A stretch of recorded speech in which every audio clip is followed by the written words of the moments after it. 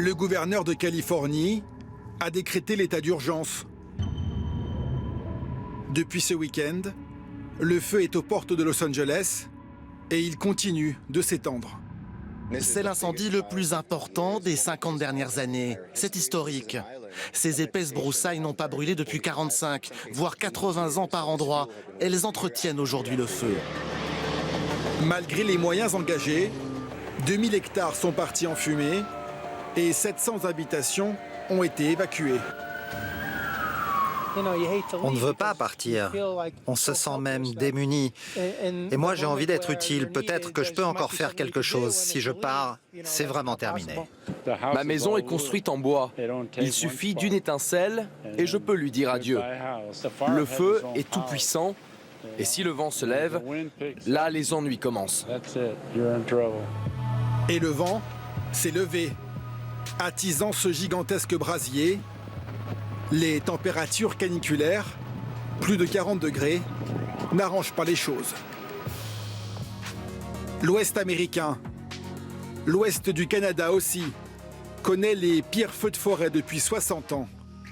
Plus surprenant, le Groenland s'est lui aussi enflammé cet été.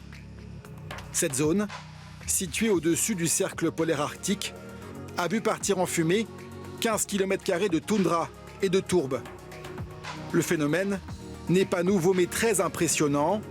Il est accentué par le réchauffement climatique et la fonte de la glace.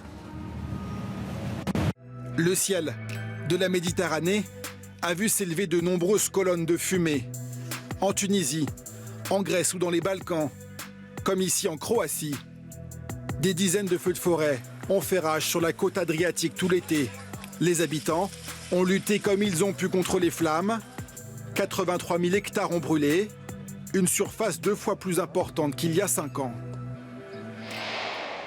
Même superficie calcinée au Portugal durant le seul mois d'août. Les incendies, majoritairement volontaires, attisés par cette sécheresse extrême dans le pays, ont mobilisé entre 3 et 4 000 pompiers tous les jours. Des foyers de taille variable, les plus grands sont devenus incontrôlables.